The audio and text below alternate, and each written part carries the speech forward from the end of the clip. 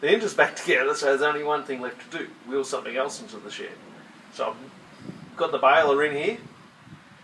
It was never working quite right before when we had a few problems I noticed towards the end. One, it still doesn't wrap small rolls any good, but I reckon I've got that sorted. The other is, for some reason, it's all related, I believe. It shot out a power of net wrap. It was wrapped around friggin' everything. The rollers up there, the roller the camera's sitting on, this roller here. It was like a bird's nest of net wrap. I mean, it was powers and powers of net wrap. All around the pickup tines, it was just like a fur. It's like my chest or my back wrapped around it. It was bad. Anyway, so after that happened, I kept on baling. I did probably another 20 rolls and we were finished. So I brought it back up. I've got the ent out of the way. It's still too wet to do anything down the paddock. I might as well tackle the baler. So I pulled all the pickup off and got the net wrap off that. Cut it off. It took hours to cut it off all the rollers. I've had rollers out on the ground. The big one up the top, the one here, the one that thing's sitting on, the one behind me. We've had stuff out everywhere. And also I noticed when the door's opening, the tailgate on the baler, the belts have stopped spinning for a second. I couldn't work it out, what's going on. I had a look and had a look. And I discovered the problem yesterday. Check this out. So, can we see the problem? I stumbled across it yesterday. Can you see the problem? Only happened in like the last 20 or 30 rolls. I'm stuffed if I could see what it is. But now I know what the problem is. That's amazing, Paul. Can you see the problem? The chains come off the gear. You are a dickhead, Paul. This here is a potentiometer, a variable resistor. As the bale increases, his arm moves up in size, and that drives this around. That feeds a different voltage to the computer, and it won't tie off at the right size. It won't even give you anything. But what I discovered, I shifted this bolt around here to the next hole, and it made a huge difference. And then I told the people I bought it off the deals, I said, and they sent me up a new potentiometer. I said, I reckon that's the problem. That made a huge difference, 99% better, or 80% better maybe.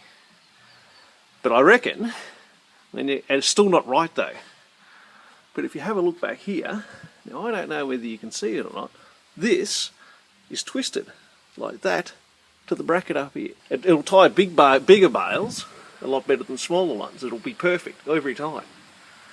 And what happens is, as the bale increases in size, this comes around. By shifting that around, I'll bring it around a bit further, but there's nowhere left to go. With this being twisted back, it has to travel further. And it's not travelling far enough on the small bales, I reckon. So I'll straighten that out as well. I probably should take a measurement in case I have no idea what I'm doing. This baler,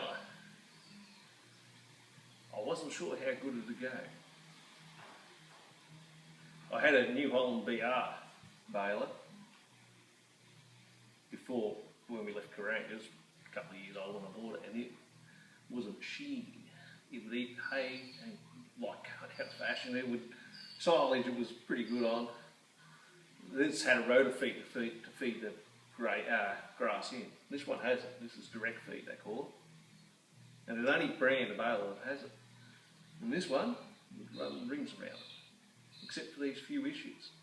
It will, fuck it, if I can get the tractor over it, it'll rip it out of the windrow, shove it in there, push it out in the bale. And every bale's in good shape too.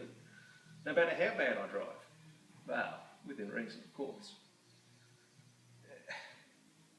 A few minor issues, and I think they've been there since new. I honestly do. It's only done 10,000 rolls. I reckon these issues have been there since new, and no one's fixed them. It reminds me of working on lifts many years ago. They just bullshit to people until they finally got enough and just bought a new lift to put a new lift in the building. And hopefully that would solve the problem.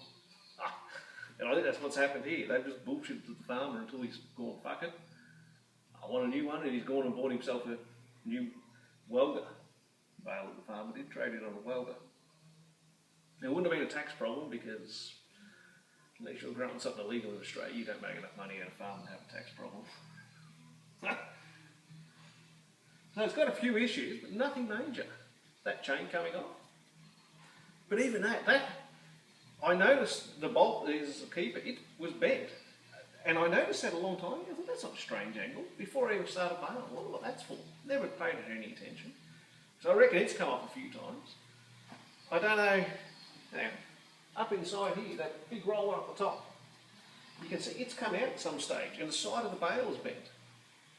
It's done fuck all work, and I reckon it's had issues since new.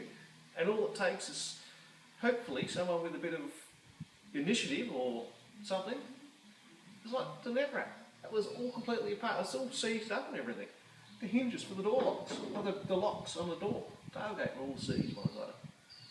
It's like, how much could have been possibly wrong with this thing? So anyway, we'll see how we go. I'm feeling pretty confident with it. Because I was doing bigger rolls around the neighbours, every one of them. Not a problem. Everything. Showing all the right information on the computer. It didn't miss a beat. It did not tie one roll. Put the net. It worked perfect. As soon as I came over and I dropped back to those 3-footers, it just turned to shit. Lucky I didn't have anything to go. And I reckon it all comes around to that potentiometer around the other side and it not being adjusted right. So if I twist it around more, it'll take it around like a, that's my theory in my head. Because it works fine on the bigger ones, and you're supposed to shift it on the different bolt holes for what size bale you're doing. So it's working in the optimum range of the pot, of the potentiometer. We call them a pot in the trade.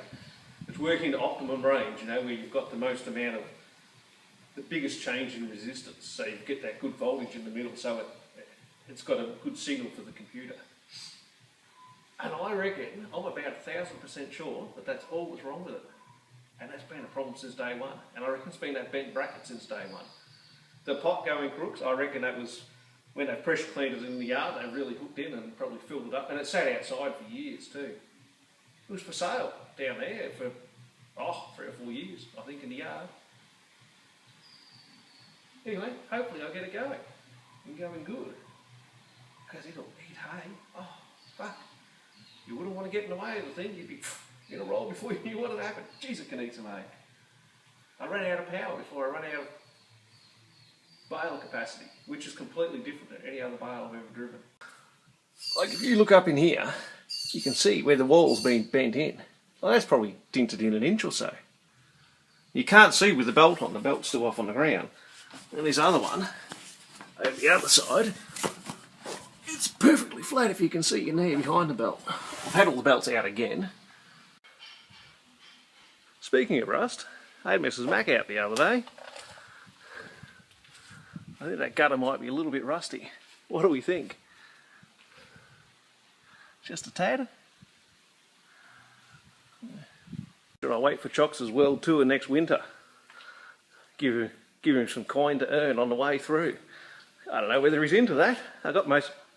That sounds a bit weird. But we've got most of the body panels in here ready to roll. Look at that. There's the lid and the gutters and everything are there.